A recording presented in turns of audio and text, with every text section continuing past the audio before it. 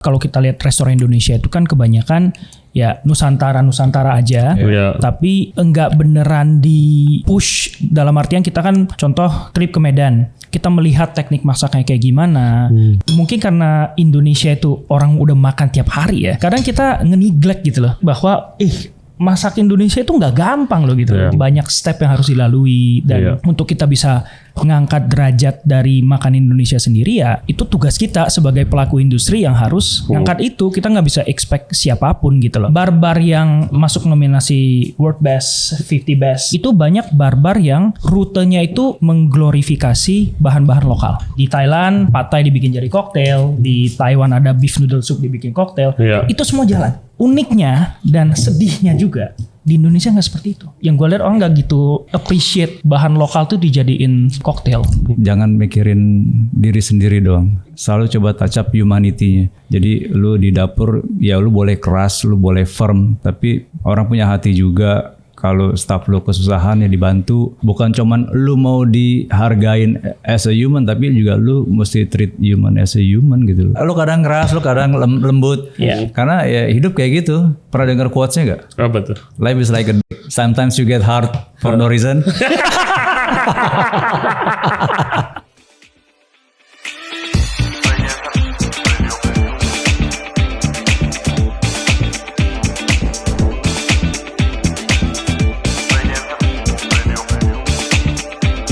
Hello everybody, welcome back to Regency Radio Podcast. Thank you very much for tuning into the show today. Kali ini kita mau ngebahas lagi restoran Indonesia nih yang baru buka lagi-lagi. Restoran Indonesia Elevated dan Premium buka di Jakarta, kayaknya lagi ngetren. Namanya Tamu, restorannya singkatan dari Tatap Muka, dan tamu kita kali ini itu ada eksekutif chefnya, Chef Arif Tonggeng, dan juga Ono. Dia adalah salah satu owner dan megang marketing day to day di grup Toma. Restorannya ada banyak. Nah, mereka di sini mau bercerita soal proses buka restorannya karena konsepnya unik. Ada di rumah tua yang banyak barang-barang antik dan banyak kayu-kayu ukiran cantik gitu. Rumahnya nih udah kosong puluhan tahun, mereka renov, tapi mereka pakai barang-barang antiknya itu jadi dekorasi. Dan juga Chef Tonggeng khususnya itu sempat ke beberapa daerah di Indonesia kayak ke Medan untuk belajar makanan Batak, ke Lombok, ke Bali, dan lain-lain untuk research R&D trip nih di restoran Tamu ini. So, hope you guys enjoy the show. Jangan lupa subscribe di Regency Radio Podcast di YouTube, Spotify, and all other podcast platform. Juga follow kita di Instagram dan di TikTok di Regency Radio. And please welcome Ono dan Arif Tonggeng dari Tamu. Enjoy the show. Hey guys, gue mau infoin ke kalian kalau Regency Radio Podcast lagi kolaborasi dengan Famfrits Indonesia. Mereka adalah produsen kentang asal Belanda yang menyediakan berbagai pilihan produk kentang beku. Untuk info lebih lanjut, kalian bisa cek Instagramnya di Famfrits Indonesia atau ke websitenya di famfrits.com/en-asia. Halo guys. Halo Ray. Iya, lemes banget Chef Tonggeng. Habis nonton bola ya. Kadang biasa. Thank you guys for coming. Sama-sama. Guys, ada Ono sama Tonggeng ini dari Tamu nih. Sekarang represent Tamu. Kalau kemarin Toma, Ono kesini ya kan. Kalau lu kesini udah sering lah. Rotio. Jangan bawa brand. Oh ya, oke. Kita mau ngomongin Tamu, restoran the newest edition nih of Elevated Indonesian Food lah, ya kan. Kenapa kalian Indonesia akhirnya mencoba main ke Indonesia gitu?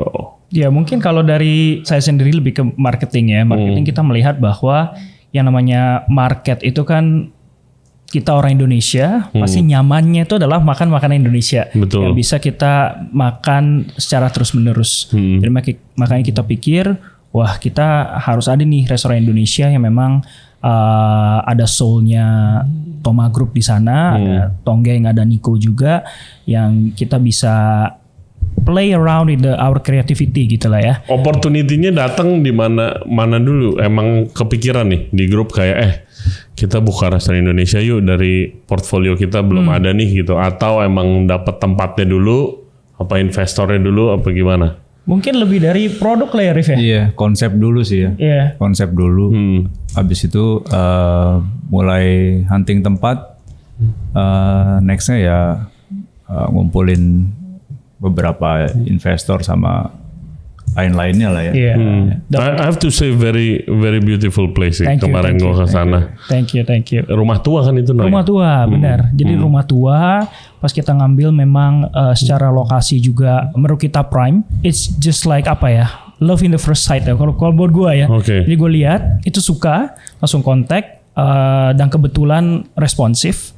Habis itu langsung kita ambil. Karena feelingnya tuh enak gitu loh. Karena kadang kalau lihat tempat gitu kan, iya, lu ada gitu feel lah kalau lu kebayang kayak bakal gimana. Yes. Oh ini dapur bener, nih. Kebayang ini langsung. VIP room, oke. Iya, gue masih inget awal gue malam banget gue datang ke Bakmihan tuh. Iya, kita deketan. Iya, gue masih inget gue datang ke Bakmihan, lu belum buka that time. Gue tiba-tiba datang hari Sabtu, ketemu si Wiro. Ketemu Wiro, terus Wiro ya sambil makan, Wiro yang nanya gue pertama. No, lu cari tempat gak? Gue bilang, ya cari sih.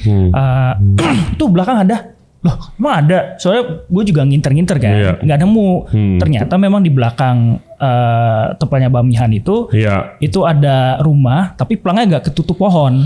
Iya. Itu. Wiro udah kayak, ini ada tempat mau bikin apa gak kita lihat kayak, gila lu yakin lu mau tackle tempat begini besar gitu kan, dan investasinya gila belum di level gua lah kalau itu level investasinya kayak gila rumah tua udah mau buka kayak Silk Bistro nih anjir. Gua bilang nggak bisa lah, kita bukan di situ sekarang ya gitu kan. Investasi pasti gede banget kan untuk renov rumah tua seperti itu gitu. Oke lah, tapi ya kita juga lihat apa yang bisa kita maksimalkan dari rumah tua. Jadi makanya kemarin kan Ray juga datang ke sana, lihat bahwa memang banyak elemen-elemen yang tuanya itu kita tetap pertahankan. Karena kita pengen ya tempat ini bukan cuman buat orang muda gitu loh. Gue very impressed with the bar sih. Itu the bar. Joglo. Sokoguru. Apa sih namanya itu? Sokoguru. Sokoguru. Namanya pendopo aja sih bukan ya? Jadi kalau pendopo itu kan, kalau di struktur arsitektur Jawa itu pendopo itu paling depan, tempat untuk ya you welcoming guest gitu lah ya. Dan memang di pendopo kebetulan ada tuh struktur namanya Sokoguru. Jadi Sokoguru itu 4 pilar yang di atasnya tuh ada ukiran-ukiran Jawanya itu. Nah itu nggak cuman hanya ada di pendopo sebenarnya, ada juga kadang di ruang tamu di dalam rumah juga ada. Tapi gue pernah lihat. Ada kan kayak ke Solo, ke Jogja itu biasa ada tuh. Nah kebetulan si Sokoguru itu pas kita visit itu ternyata memang ada di taman belakang. Taman belakang, tapi ya karena rumahnya sendiri udah 20-30 tahun gak ditempatin, jadinya udah agak rusak lah. Ya karena kan kayak pendopo Jawa gitu kan, dia nggak cuman ada struktur utama, dia kan ada yang di sampingnya lagi gitu kan. Nah ternyata yang samping-samping ini karena mungkin lebih dekat dengan luar, kena hujan dan segala macam, makan usia, jadinya ya udah rusak lah. Cuman yang bisa kita retain yang dalamnya itu, makanya kita pindahin, kita jadiin bar. Itu harus tektokan sama yang punya gak sih? Bener. Beda kan itu dijual terpisah apa gimana? Jadi kebetulan pas kita lihat rumah itu, ownernya cuma bilang satu, kalian mau renov kayak gimana terserah, karena rumah juga sudah tidak saya tinggalin gitu kan. Tapi saya cuma minta tolong si Sokoguru ini jangan dibuang ya. Dia cuma bilang kayak gitu.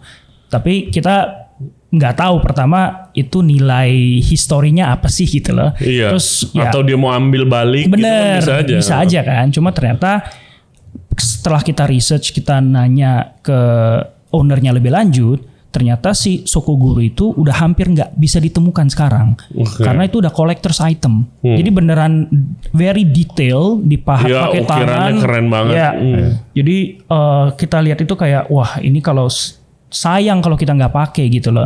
Dan kebetulan banget kan si Sokoguru itu karena melambangkan tradisi, kebetulan banget mau dari buka Indo, ketemu Tonggeng sama Niko, ya pas lah gitu loh. Jadi kita bisa kawinin dengan sisi nostalgianya, kita juga bisa kawinin dengan sisi yang lebih modern juga. Jadi makanya kalau kemarin Ray datang juga, kita ada Sokoguru yang sangat tradisional, tapi sekitarannya kayak kita bikin interiornya lebih slick.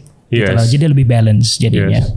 Ya kalian guys kalau ke Toma ya cek aja bar itu ada ukiran dan banyak kayak parts-partsnya kan, ukiran-ukiran di VIP roomnya ada gitu. It's very beautiful. It's very beautiful itu. How involved do you in the design? Menurut saya sih sangat involve ya. Jadi kita ketika pertama kali lihat rumah itu kita nggak sembarang milih interior designer juga gitu loh. Jadi kita memang partner with interior designer namanya Danisal. Jadi kita tektok sama mereka, kita lihat dulu portfolio mereka memang lebih ke arsitektural, kayu yang memang sleek gitu loh. Jadi wah ini cocok nih, kita ngobrol-ngobrol ternyata mereka juga punya grand idea lah gimana cara bikin agar si Sokoguru ini yang tua-tua ini bisa mereka hidupkan kembali gitu loh. Jadi ya kita tektokan bareng dan at the same time juga mungkin ini pendekatan agak berbeda nih Ray. Karena sebelumnya kan kadang ada beberapa restoran kita pun dulu di Squarter dan Toma mengalami itu orang produk. Orang desain gitu loh. Gua nggak akan ganggu dapur lo nggak akan ganggu dapur gua gitu kan awalnya. Tapi ketika kita ya ini udah project ketiga bareng, sebelum kita ketemu interior designer, kita malah duduk bareng sebagai tim dulu. Geng, Niko, lu mau bikin konsep apa Indonesia? Oke, lu mau konsep apa makanan Indonesia lu gitu loh. Terus dari mereka tercetuslah wacana nostalgia tapi dinamis. Nostalgia tapi dinamis. Yes, nostalgia tadi dinamis. Kenapa? Karena kan kalau yang tadi saya bilang makanan Indonesia itu kalau terlalu dimacem-macemin malah nggak relate ya. Nggak relate sih. Kata yang tepat nggak relate, bukan nggak masuk ya. Masuk aja sih bebas kan. Enggak, ke gue nggak masuk sih. Sambal dijadiin gel gitu. Sambal Emotion. gastrik. Apa nostalgia tapi dinamis apa itu? Jadi ada pengembangan sedikit, cuman nggak terlalu jauh. Jadi tetap kan sekarang marketnya nggak cuman mau yang itu doang gitu kan. Dan juga as tukang masak gitu kan ya. Kita kan pasti berangkatnya juga dari beberapa tahun lalu masak, pasti kan juga extension ya, kepanjangan. Jadi masih mau menggunakan ilmu atau prinsip atau logik yang udah kita pakai dulu. Jadi ya bagi gue ya dinamis ya itulah, ngikutin kita udah ilmunya sampai mana, jangan dibuang gitu aja karena kena konsep baru terus lu lupain. Jadi ada part of extension ya. Nostalgic ya, pengen tetap aja ada childhood memories di situ kan ya. Ada atau lu pernah makan di mana tetap pengen lu bawa. Jadi kayak mengingatkan lu sama suatu tempat. Oh, gue nih pas travel ke sini. Jadi hopefully ya kayak orang juga merasakan itu sih. Itu sih menurut gue. Kita mulai cicipin ya. Ini pasti dari Prancis nih. Iya, Prancis bagian barat. Ini ada lawar udang guys. Ada lawar udang. Ya gue udah makan, ini salah satu menu favorit karena ada udang apinya. Iya, udang api. Krenyes. Monggo. Coba ceritain, Chef Tonggeng. Lawar udang salah satu makanan yang cukup dinamis ya di Bali. Gue rasa kalau gue mikirnya sesimpel kayak side dish, cuman menarik dari apa ya, banyak tekstur.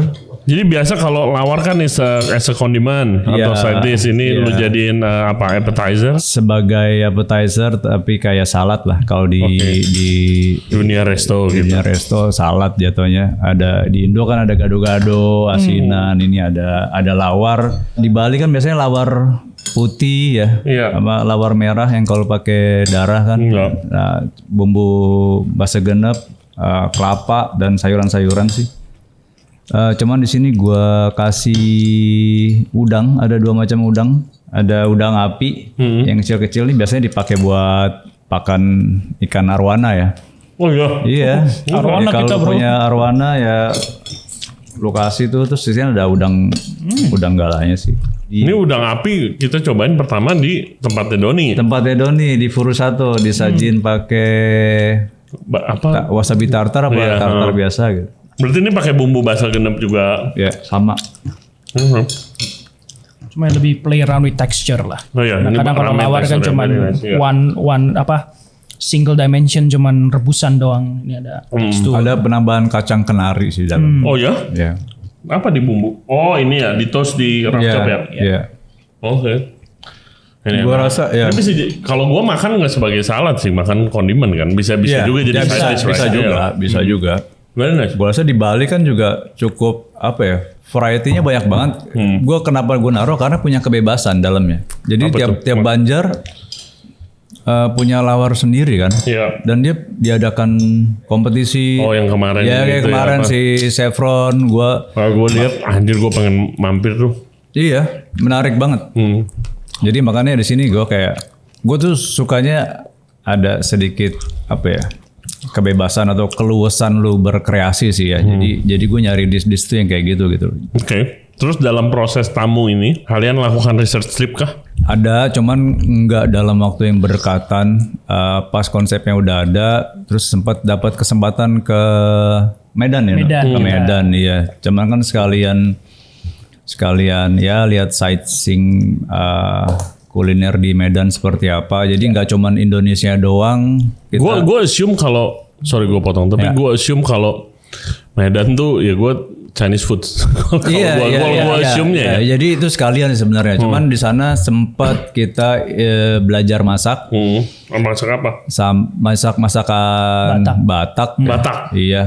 Kita bikin arsik, bikin naniura, bikin apalagi manuk gota ya. Apaan tuh? Apa tuh? Ayam pakai darah, pakai saus darah. Darah apa? Darah babi. Iya, Oke. babi. Ada babi panggang karo. Iya, ada babi panggang karo juga. Mie gomak ya? Iya, mie gomak. Terus kita bikin napi nadar juga. Gila, ini sama siapa nih? Sama Nata, kontestan Master Chef ya. Iya. Thank you Nata. Thank you, buat Chef Nata. ilmunya. Tolong saya juga mau undang. Dan uniknya itu pas kita di sana, amazed banget karena kita masak di rumahnya Chef Nata. Oke. Beli semuanya fresh, all the ingredient fresh. fresh. Dan to our surprise nggak pakai MSG sama sekali. Tapi rasanya karena mungkin darahnya Seger. juga fresh. Iya. Wah gitu. Sama seger. masaknya nggak pakai minyak. Dia mencoba mengenalkan masak nggak pakai minyak. Jadi ada beberapa teknik yang ya gue harus adjust saat itu. Tunggu gimana nih ngapain minyaknya? Jadi dia Tapi pakai fat enggak juga? enggak. Jadi semua kayak bawang merah, bawang putih, cabai itu dia digarang dulu, dioseng di pan kering. Oke, disangrai. Iya, disangrai, diulek, terus dia masukin air dulu, air boil baru masukinnya, terus ada step-stepnya. Menarik, gue pikir bakalan langu, ternyata enggak. Oke. Iya, dan ayamnya itu nggak di brine, nggak di apa, cuman diolesin bumbu waktu itu bikin ayam bakar. Gue pikir bakalan keras ya, lu tau sendiri ayam kampung kayak gimana. Ternyata enggak. Jadi gue bingung, sumpah. Gue ada kayak tiap daerah bisa nyajiin. Tunggu, sorry, step by step bingung. Ntar yang denger bingung. Iya. Masak tanpa minyak. Jadi misalnya mau bikin bumbu, lu masukin air duluan, sama bumbunya biasa gitu. Iya. Terus, tapi airnya nunggu boil dulu. Oke. Baru boil, masukin masuk paste, bumbu yang diulek. Iya, paste bumbu yang diulek. Habis itu nunggu reduce, terus masuk kayak misalnya. Karena si spice punya minyak sendiri. Iya, terus masuklah kayak kecombrang yang udah diulek, aromatik lah segala macem, terus kasih air lagi terus baru protein. Iya, baru protein. Unik ya? Unik karena dulu memang sebenarnya di daerah Sumatera dan Sulawesi tidak mengenal minyak kan. Oke. Ya. I assume minyak kelapa enggak juga. Belum dulu. Jadi gue jujur agak kaget juga, ternyata gue diajak ke sejauh itu gitu loh eksplorasinya. Which is menarik buat gue sih. Iya. Sama ngulek. Biasa kan kalau ya zaman gua atau gua di Jakarta kan nguleknya pakai yang ada gagang cobeknya. Iya, ini batu gede. Oh, yang bulat itu. Iya. Sumatera tuh gue lihat di Aceh tuh. Iya, dan itu lumayan pegel sih. Iya, semua ngulek. Sumatera Barat, bahkan Sumatera Barat yang begini loh. Oh, yang ini. Itu yang ulekannya cobeknya rata flat. Iya. Itu jadi ya sulit juga tuh. Ke sono mulu. Iya kayak gitulah. Jadi kayak ya nggak shock sih, cuman kayak adjusting ya. Cuman menarik aja sih untuk kita mempelajari semuanya sih gitu. Luar biasa. Iya. Lagi-lagi baru Indonesia nggak ada teknik baru gitu. Iya. Menarik. Oke. Terus kemana lagi selain dari Medan? Medan, sisanya gue ke Lombok, tapi sama keluarga gue waktu itu makan di Putra Lombok, itu enak banget, homey banget. Terus shout out Budi. Iya, Pak Budi, makasih treatnya, dikenalin masakan Lombok. Yoi, pedes tuh. Ada yang manis juga sih. Rembiga Manis pedas. Iya, slightly sweet. Iya. Belajar apa lagi? Enggak sih, kalau di Lombok ngobrol-ngobrol sama orang lokal aja, makan makanan lokal biasa, cuman nggak sampai research banget. Ya selanjutnya Bali ya biasalah makan di restoran-restoran yang serving Indonesian food, kayak Nusantara, Kaum, terus makanan-makanan pinggir jalan atau makanan lokal lah ya. Nyobain lawar, terus ayam betutu yang anak-anak sana kayak ya makan bareng aja sih. Iya buat research itu. Iya, buat research. Jadi gue dapat paling nggak esensi kayak, karena kita mau ada Bali-Balinya juga kan dikit. Ya ini lawar ya kan? Ya lawar Bali menarik sih. Oke, ini next kita nyobain apa nih sih? Next ada pepes ikan. Pepes ikan. Ya, ini perkawinan antara Nusa Tenggara Barat sama Sunda ya. Iya, jadi gua kan suka makan ikan tapi side dishnya light lah, nggak selalu harus pakai nasi. Nah di sini pakai urap timun. Urap timun. Iya, urap timun dari Lombok kan ya. Oke. Saus pepes, bumbu kuning, pesmol ya. Tapi di sini pepesnya kita sama sih kayak bikin pepes, cuman dilepas aja dari daunnya. Oh jadi masaknya pakai daunnya? Pakai daun, kita bikin ini pepes ikan gindara sama udang. Pepes ikan gindara guys. Ya sama udang, terus kita kita smash, kita ground gitu kan ya. Oh ini tengah? Iya tengah, jadi dia terus ada ikan gindara bakarnya yang kita glaze pakai bumbu kuning. Iya. Jadi ada beberapa tekstur sih. Luar biasa ya, very technical. Ini kayak bapak-bapak bilang mana daun pisang bukan pepesnya gitu kan. Kalau sekarang kan kayak pengennya makannya juga nggak terlalu repot ya. Cuman di tamu sih kita nggak boleh bebas aja makan pakai tangan, pakai segala macam. Iya. Enak loh. Ya. Ini kan Lo harus cobain sama ini. Iya, rich ya. Terus ini kayak cleansing sih.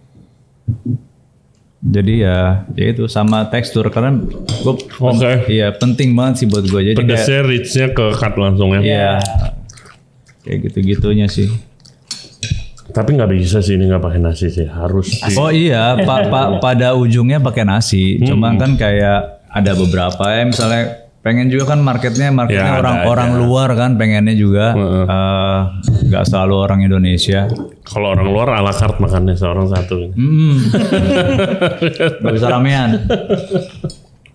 Ini oke loh, cuy. Bumbu pepesnya kayak ya beneran bumbu pepes. Gitu. Gue lihat kayak anjir. Makanan fusion apa ini? Tapi very nice. Ya, jadi eksplorasinya tuh benang merahnya itu nggak boleh terlalu aneh, tetap relate, relevan. Jadi orang tuh ya gue masih ngerasa masakan Indonesia gitu. Begitu gue makan bumbu pepesnya relate banget sih. Anjir nih bumbu pepes kayak oma gue gitu biasa beneran bumbu pepes. Gue tahu Chef Tongeng kalau masakan Indo tuh ngoseng bumbunya lama banget anjir. Ya gue kan berapa kali ya proyekan sama dia, buset kalau makanan Indo gue udah mau masak ini belum matang, dimasak lagi sama Chef Tongeng. Ribet ya geng? Lumayan ribet.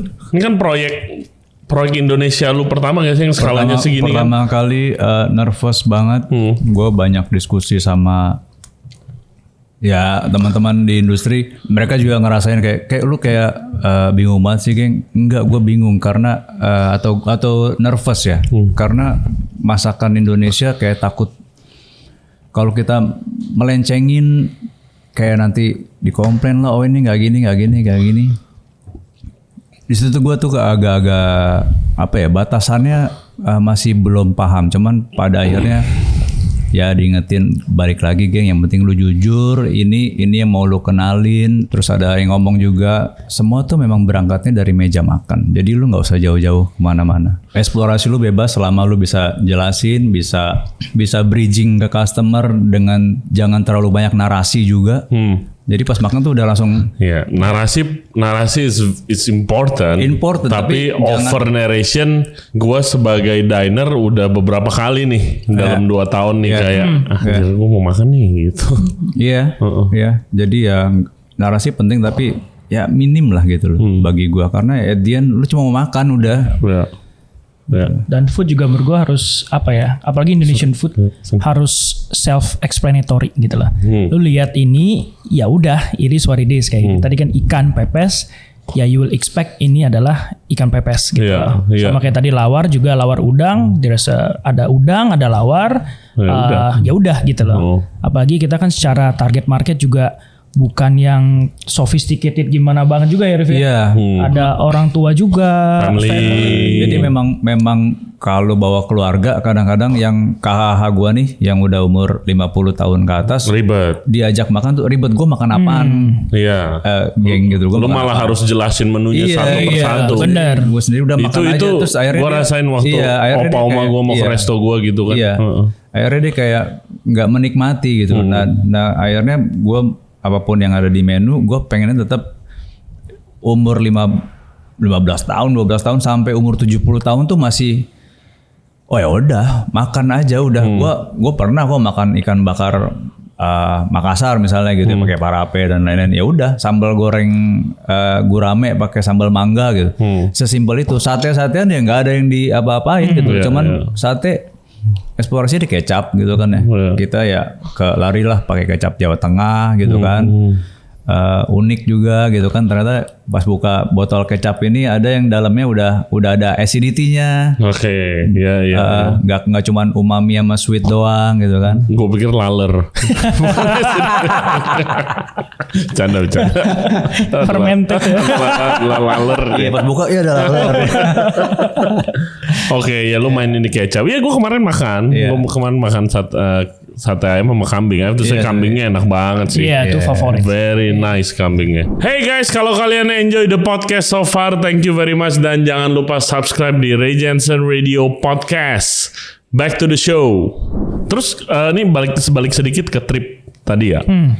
Kalau lu kan dari sisi marketing, apa yang lu dapat dari trip-trip seperti itu? Kalau R&D trip buat chef udah banyak dibahas lah, ya kan di sini gitu. Kalau dari sisi marketing apa yang lu dapat? Mungkin kalau dari sisi marketing yang gue lihat pribadi adalah pasti itu enrich gue sebagai yang bikin konsepnya gitu. Karena kadang kita bikin kalau kita lihat restoran Indonesia itu kan kebanyakan ya Nusantara aja, tapi enggak beneran di push, dalam artian kita kan contoh trip ke Medan, kita melihat teknik masaknya kayak gimana, gue juga beneran lihat, ternyata masak tadi ayam nggak pakai minyak tuh kayak gini. Nah itu kan sebenarnya angle-angle yang bisa kita highlight dan kita share ke customer kita, benar nggak? Ke audience. Apalagi mungkin karena Indonesia itu orang udah makan tiap hari ya. Kadang kita nge-neglect gitu loh. Nge-neglect bahwa masak Indonesia itu nggak gampang loh gitu. Jangan dikira contoh sesimpel masak nasi kuning itu gampang ya. Itu for granted gitu.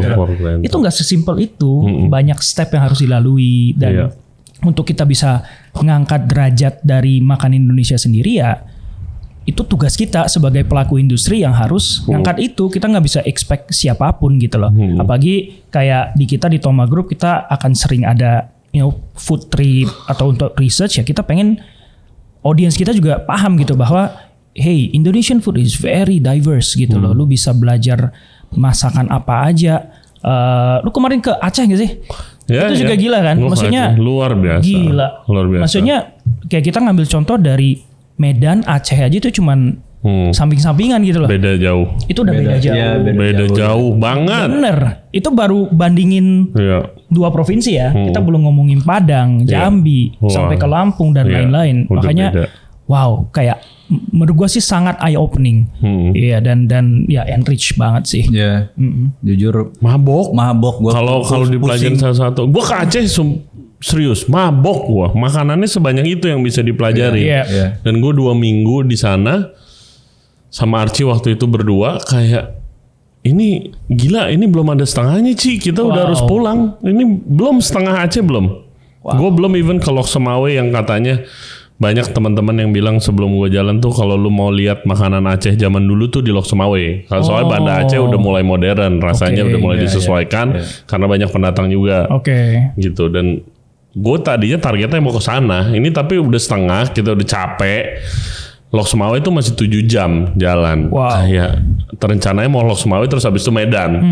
Kayak wah gak kuat sih. Ini udah otak udah overload gitu kan, ini kebanyakan gitu. Akhirnya kita balik gitu. Belum lagi Bali, udah kayak negara beda makanan Aceh sama Bali. Belum lagi lu lebih ke timur lagi yang nggak pernah Timur disentuh. belum lebih. Itu belum kesentuh banyak loh dari Iya. sama kita. Iya kayak kemarin belum lama ngobrol sama Chef Glenn Ya. dari Semaja. Dia kebetulan kan dia setengah Papua tuh. Ya. Jadi dia banyak, dia bawa papeda. Iya, iya, Pertama kali gua menarik, makan papeda. menarik. Maksudnya kayak ini dia posisinya unik banget nih. Kayak timur tuh benar-benar masih minim banget di kota-kota besar ya, Iya. kayak explore Iya. gitu kan. Iya.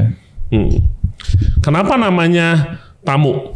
Jadi tamu itu berasal dari singkatan tatap muka. Tatap muka. Iya, tatap muka yang will ta sama munya. Dan kebetulan juga it rhymes. Ya kita pengen setiap orang yang datang itu bertamu ke kita gitu lah. Dan kita menjamu mereka layaknya tamu yang datang ke rumah. Jadi makanya makanan kita juga kebanyakan banyak menu-menu sharing. Iya. Ya karena kita pengen tatap muka seperti ini. We share the food, conversation, dan ya pengennya bisa jadi tempat buat family gathering. Sesimpel ya pas proses makan di meja makan kan pasti tatap muka kan. Di situ tuh biasanya banyak diskusi, sharing, kayak semua rasa kasih sayang tuh ada di situ tuh. Ya. Ya, jadi ya kayak tadi bikin menu semua berasal dari meja makan, bukan cuman apa yang lu makan doang, tapi the moments, the emotion yang pas saat lu di meja makan itu Who you eat with gitu. Iya, who you eat with. Lebih diingat gitu. Iya, makanya namanya sesimpel tatap muka. Pas kalau ya tiap orang punya apa ya definisi sendiri lah ya. Yeah. Cuman bagi gua sih cukup bisa mewakilkan apa yang kita mau bawain sih. Iya. Sama mungkin yang lebih relevan tadi kan ngomongin tentang tatap muka kita di satu meja gitu ya. Mungkin dish terakhir ini menurut gua salah satu yang very nostalgic juga. Oke. Ya si sambal goreng otot. Nah ini menunya Chef Nico ya. Oh, Chef Nico. Ya ini menunya Chef Nico. Jadi karena Chef Nico itu orang Cirebon. Oke. Lahir dan dibesarkan di Cirebon. Jadi setiap kali kalau dia balik ke Cirebon tuh pasti nyari sambal goreng. Ya, cuma ini dia bikin versi yang lebih ada sedikit dinamiknya lah. Jadi di sini pakai otot sapi, ada dagingnya juga. Gue belum pernah lihat otot. Ini otot bukan? Enggak, Bukan, ini itu perkedel. Oh, perkedel. Iya. Oh, ototnya di cube. Yes. Iya, ototnya di cube. Jadi ada otot atau urat sapi ya, sama beef shank, sama sengkel. Perkedelnya gourmet banget ini. Nah, jadi ini Perkedel Bondon. Oh, itu enak banget. Itu enak. Kalau lu bisa Enggak, bikin tapi itu. ini perkedel rumahan aja lah, cuman kentang, daun bawang, sedikit pala dan seasoning. Udah sesimpel itu doang. a very nostalgic dish dari Chef Nico. Jadi dia kalau kecil suka makan ini. Ya, kalau pulang Wah, gila. Oh. Kayak nasi jambal. Iya. ya. Jujur Enak. sangat menarik. Ini pertama gue bikin 2 kali salah. Niko ngomel. Salah nih gitu ya. Susah bro, makanan Indo tuh darah daging bro. Nggak gini nih geng ototnya. Kok lu ngotot gitu? Enak loh. Ini ototnya nggak terlalu. You know, gue kadang sebel kalau mesen otot lodoh. Iya. Ya kan, ini masih ada tekstur bite-nya. bite. Pertama sih Iya, masak sama atongeng. Pertama gue lodoh. Udah kayak krecek otot tau. Krecek Kayak otot. lembut-lembut gitu ya kan. Nggak berdaya. Tapi, ya ini masih ada bite. Akhirnya ya cukup happy sih. Oke. Dan happy juga bisa represent Cirebon. Ada pete. Ada pete pasti. Yes. Tonggeng ini satu-satunya chef yang nggak takut masukin pete di menu aja. Ya soon ada jengkol lah ya. Iya ya, mahal kan tapi kan kemarin Iya. viral. Ngalahin emas kan. Challenges-nya dulu gue pernah onsen operate restoran Indo itu, gue sempat bertanya to myself gitu kan, ini makanan gue yang appetizer dari waktu itu Gohu ada yang paling best selling item. Gohu, terus habis itu ada appetizer dari Indonesia Timur, main course gue satu dari Barat, satu dari Betawi, satu dari Jawa. Ya kan, apakah masuk ya? Gitu kalau orang makan pakai nasi dan di satu meja gitu. Challenges lu untuk menang, lu sempat kepikiran kayak begitu gak? Sempat Ya, dikasih kebebasan aja sih. Mau makan pakai nasi atau enggak. Jadi gue nggak pernah mendikte orang untuk, oh lu makannya harus begini, harus mulai dari sini. Itu gue udah enggak ya. Bagi gue beda establishment juga. Nggak tahu sih Re, nggak terlalu gue pikirin Re. Makin dipikirin makin pusing men. Beneran, semakin tahu semakin makin nggak tahu, plus ragu juga. Karena jadi kayak banyak banget pertimbangan yang harus dipikirin. Awal juga challenge-nya kita punya berapa ratus food menu bank kemarin? Iya. Ratusan. Jadi ngedraft pertama tuh pusing banget. Ngedraft pertama 100. Gua meniko gila. Emang Indonesia mesti banyak. Lu gila kali nih. Gua bilang anjing inventory-nya sampai banget men. Kayak Chinese food. Iya. Terus akhirnya dikurangin. Pilih lah ya, tebang-tebang gitu. Dapat 75. Terus Niko, udah 75. Enggak, masih kebanyakan. Lu mau berapa, geng? Gua idealnya bagi gua kan punya menu cuma 40. Biar gantinya lebih sering gitu kan. Cuman ya akhirnya jadinya 48. 48. Sambalnya gua nggak hitung sih sambalnya. Ya. Oke. Sambal kita punya 10 macam sambal. 11 variety. Iya, tapi emang makanan Indo yang restoran zaman dulu, restoran yang udah jauh lebih pengalaman dari kita ya kayaknya. Ya. Restoran Indo tuh rata-rata emang menunya kayak foto album, bro. Iya, banyak banget. Iya, kalau lu ke Seribu Rasa gitu kan, gitu loh, lu bingung gitu. Ya kan, gue jujur kalau itu ya bingung inventorinya sih, sama jaga standarnya gitu kan. Kelebihannya mereka yang masak mama, Ray. Iya, sama itu central kitchennya udah proper banget. Rasanya udah enak sih, gitu loh. Ya gue nggak pernah kecewa. Iya. Makan di sana. Gue kecewanya 6 bulan setelah gue buka restoran Indo, dia buka depan gue, itu gue. Itu gila banget. Mati deh gue. Iya. Gimana tanggapan lu soal nih restoran Indo yang lebih elevated nih sekarang udah mulai jadi konsep incaran lah sekarang gitu. Gimana tanggapan lu, No? Mungkin selama 5-7 tahun belakangan itu kan banyak yang explore-nya kemana-mana gitu ya, Asian. Nah, kita sendiri juga seperti itu. Ahlinya makanan Pan Asian di sini ya. Toma kita explore, East Quarter kita explore Asian juga. Terus kita melihat banyak mungkin establishment yang mencoba Western, mencoba more ethnic food. Tapi ya kita yang tadi Tongeng bilang ujung-ujungnya harus honest with ourselves juga gitu loh. Dan gue juga melihat market ujung-ujungnya carinya comfort food gitu loh. Dan comfort food selain Asian food, kita ngomong Japanese, Chinese, ya pasti Indonesian food kan. Dan ya kita juga mengidentifikasi bahwa Indonesian food tuh banyak banget, yang legendary juga banyak, yang gede-gede juga banyak, dan masih ada ruang untuk bisa kita put a bit of our flair lah. Tonggeng's flair, Nico's flair di dalam, dan dengan storytelling di tamu sendiri, ya kita melihat wah ini momennya pas nih gitu loh. Dan marketnya masih besar sekali Indonesian food itu. Momen apa yang menurut lu bilang pas? Apakah lu lihat karena ada yang duluan nih buka seperti ini, apa gimana? Come and go ya, sangat dinamis ya. Pertama pasti sudah ada yang buat, kayak contoh Semaja itu udah bikin, dan very good food. Dan dia di Menteng rame banget gitu, rame banget. Dan kita lihat kayak wah, Indonesian, udah bisa diterima nih. Iya, udah bisa diterima ya, karena dulu kan masih ada stigma kalau Indonesian food lu terlalu digurmein, kayak orang nggak mau coba, mungkin coba sekali doang, tapi ternyata nggak seperti itu gitu loh. Masih ada ruang untuk seorang chef, restorator itu bisa taruh sedikit kreativitas lah, dan customer bisa menerima. Oke. Ini ada dessert? Dessert nggak ada. Ada. Tapi berupa es. Jadi kita ada bawa dessert. Es lah ya kita ngomong. Es. Nah ini es juga very nostalgic to me personally. Karena nice ya. Ada nostalgic ke lu. Benar. Nico. Kalau Nico orang Cirebon, gue kan orang Medan. Nah di Medan itu memang banyak dessert versi es, kayak es campur, es kacang, yang memang ada independent stall sendiri yang jual khusus itu. Like a dessert. Nah ini gua ngambil ini namanya es koteng. Es koteng, bukan sekoteng ya? Es koteng. Es koteng. Emang ada makanan ini apa? Emang ada. Gue pikir fusion sekoteng dijadiin dingin. Warungan. Jadi ini beda banget dengan sekoteng. Kalau sekoteng itu kan jahe anget gitu ya. Nah kalau ini Itu dessert yang very refreshing. Nggak pakai santan karena biasa kalau dessert itu kan es Es ada Indonesia kan santan ya, campur es doger semua kan ada. Nah ini nggak ada. Jadi ini dari Medan. Ini Medan.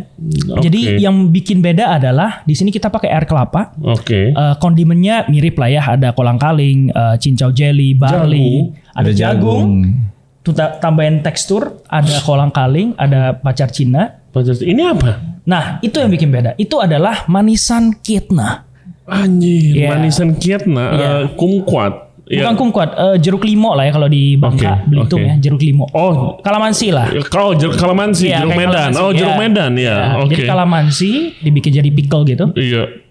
Pickle-nya ada jusnya, ada juga yang versi buahnya. Nah, jadi ini memakai 2 parts dari menu itu. Jadi ada sirupnya juga atau the cordial lah ya, cordialnya, ada juga sih manisan irisannya. Anjir. So this is very refreshing. Enaknya kita campur semuanya. Ini tadi udah agak ini beku ya. Ya, aslinya sih rani ya, rani. Ini boleh dicampur. Namanya tadi Es koteng. Es koteng. Yes. Airnya nih air kelapa. Yes. Very seger sih dia. segar, refreshing, tapi kompleks aja gitu. I love es-esan Indonesia. Es pakai barley mana nemuin gua. Segar kan? Gua baru tahu barley di luar. Sama es ada jagungnya. Ini Medan banget. Es ada jagung, gue belum pernah. Tapi kalau barley ya, is Chinese peranakan. Chinese. Ada yang di blender, right? Barley di Singapura minuman, gitu. Dan es-esan lumayan banyak lah. Dan ini beneran menurut gue very nostalgic to me. Dan akulturasi Medan, di mana di sana ada orang Batak, orang Melayu, orang Chinese, orang India, itu semua di sini. It's all here. Menarik ya. Seger kan, maksudnya ya kalau biasa KSS kan lebih ke SKM terus pakai santan. Ini beneran teler, es campur, doger gitu. Ini pure dari Kietna sama kelapa. Gue suka banget es-esan Chinese man, yang toppingnya banyak kayak gini tuh. I love it. Dimanapun kan biasa milih tuh kan. Iya benar. Jarang loh, maksudnya kudos to you untuk bawa ini ke tingkat lifestyle gitu. Thank you. Lo bawa Betawi lu geng sini. Oh iya nanti soto apa? Second sayur asem lu men. Iya. Dia ada sayur asem Betawi. Ada sih beberapa, cuman nggak banyak. Sayur asem Betawi itu yang putih ya? Enggak sih, kalau di rumah gua sayur goreng asam atau sayur garang asam. Oh garang asam. Soalnya di dekat sini ada sayur asam Betawi itu putih. Iya memang ada 2 versi sih. Tetap ada 2 versi. Oh 2 versi Betawi juga gitu. Kayak tom yumnya ada 3 kan Thailand. Ikan Thailand. Ini kan Betawi. Iya. Beda bro. Ada juga yang santan. Oke. Iya. Sayur asem santan. Iya. Sayur asem santan. Baru pernah dengar gua. Baru pernah dengar juga. Iya, garang asam ada di rumah. Sama aja. Nyebutnya sama di rumah. Garang asam aja, sama. Garang asam yang ayam kan yang pakai di. Iya, cuman dibikin sayuran aja ya udah sayur asam. Tanpa ayamnya. Lodeh. Sayur garang asem, Pak. Enggak kayak lodeh. Kalau lodeh kan lebih ke gurih, umami gitu kan. Oke. Sayur garang asem. Ya stay tune lah ntar menu spesial di tamu. Siap. Oke, kita sekarang mau ngomongin bar di atas. Yo. Ya kan? Speak Easy lagi, another Speak Easy di Jakarta, very nice, ya kan? Osmo. Apa yang lu bisa kasih kisi-kisi nih? Ya, jadi Osmo namanya tuh dari osmosis. Kita ngambil osmonya. Kenapa? Karena kan kalau osmosis itu it's the chemical reaction high concentrated liquid ketemu low concentrated akan ketemu di tengah. Jadi kita dari filosofi itu minuman kita maksudnya konsep dalam konsepnya dalam. Ini ketemunya waktu Trip Aceh itu ya. Oke, gue assume waktu Tonggeng cerita kayak di atas mau ada bar. Oke, Speak Easy bar Indonesian, very interesting gitu. Ternyata enggak. No. Kenapa? Enggak Indonesian. Karena ini mungkin suatu observasi ya yang gue lihat ya. Observasi yang menurut gue agak bikin gue sedih. Kenapa sedih? Gue bandingin dulu, bentar. Ini konteksnya agak lucu nih. Kalau kita di luar negeri, bar-bar di luar, kita ngomong di Vietnam, di Korea, di Jepang. Dan lu udah kemana-mana ya, berdasarkan IG story lu ya. Iya. Nyobain bar di mana-mana gitu. Lumayan lah. Even di Italia. Iya. Bar-bar yang masuk nominasi World Best, 50 Best, Asia 50 Best segala macam, itu banyak bar-bar yang rutenya itu mengglorifikasi bahan-bahan lokal. Ya. Right. Thailand. Banyak banget. Iya. Contoh kayak ada di Thailand, pad thai dibikin jadi koktail, di Taiwan ada beef noodle soup dibikin koktail. Iya. Itu semua jalan. Uniknya dan sedihnya juga di Indonesia nggak seperti itu. Indonesia ini dari hasil observasi gue ya. Iya. Orang kalau bikin bar bertema lebih pakai bahan lokal, bisa you will get the market, tapi jadi very niche gitu loh. Orang nggak gitu, yang gue lihat orang nggak gitu appreciate bahan lokal tuh dijadiin koktail. Makanya ya agak sedih sebenarnya, karena kan di luar sana bisa, kenapa di sini nggak bisa? Kalau lu ke let's say di bar yang di Thailand yang lu pad thai koktail itu, rame gak sih barnya? Rame. Kenapa juga ini rame? Turis gue ya, turis. Iya, karena turis. kan Bangkok kan. I don't think orang Thailand demen pad thai koktail juga. Maksud gue turis mungkin for pengen experience explore, Itu bedanya Bangkok sama Jakarta sih ya. Tapi uniknya di Ho Chi Minh enggak loh, Re. Lu di Ho Chi Minh, bar yang Vietnamese forward, rame banget dan lokal semua. Mereka sangat appreciate. Oke. Makanya bingung. Menunya Vietnamese, jadi dia ada kayak exploring ingredients atau exploring ingredients. Ada pho dibikin jadi koktail. Di sana kan kopinya luar biasa kenceng ya. Kopi dibikin Vietnamese coffee cocktail gitu ya. Vietnamese coffee cocktail, espresso martini ada pakai Vietnamese coffee. Jasmine tea sana juga ada. Lotus tea from Vietnam, right? Mereka bikin jadi versi koktail, itu jalan banget. Tapi di Indonesia ya belum. Ya makanya kita pikir ya ujung-ujung kan kita bikin bar, konsep is one thing, business is another thing, right? We still need to cari balance lah antara konsep sama bisnisnya gitu loh. Jadi makanya kita decide di Osmo kita nggak mencoba mau bikin Indonesia, tapi ya kita lebih ke sebutannya bastardized classic. Bastard. Ya, jadi kalau bastard classic kan bastard ya. Bastard tuh ya lu apapun lu sepehin gitu loh. Ya ini sama, koktail di Osmo itu klasik koktail, DNA-nya klasik, tapi kita tabrakin, gitu tabrakin. Contoh ada satu minuman kita gabungin old fashion sama another classic cocktail jadi satu. But when you drink it, it's like wow, it's still relatable gitu loh. Sabodo Taing lah gitu. Sabodo Taing. Iya. Negroni bajigur gitu kan. Ya, dan di atas itu kita juga bareng Agung El Hombre. Shout out Agung. Mau podcast kagak bisa-bisa udah Bali mulu sih dia. 100 tahun. Bali mulu dia. Sibuk. Iya. Jadi ya dia yang create all the drinks dan juga nanti yang bikin beda juga nanti di Osmo itu kita berdasarkan riset ya, mungkin pertama di Indonesia kita bikin namanya Solera Whiskey. Nah, Solera itu apa itu? Solera itu adalah praktek yang biasa dilakukan di winemaking, di mana bayangin ada 3-4 barel ditumpuk.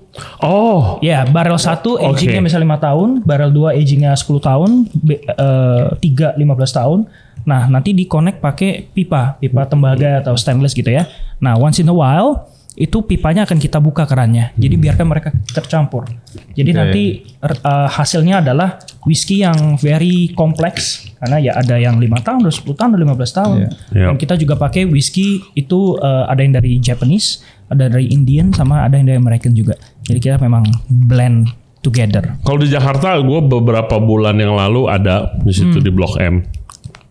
Bar Remedi, gue lupa namanya apa, sorry.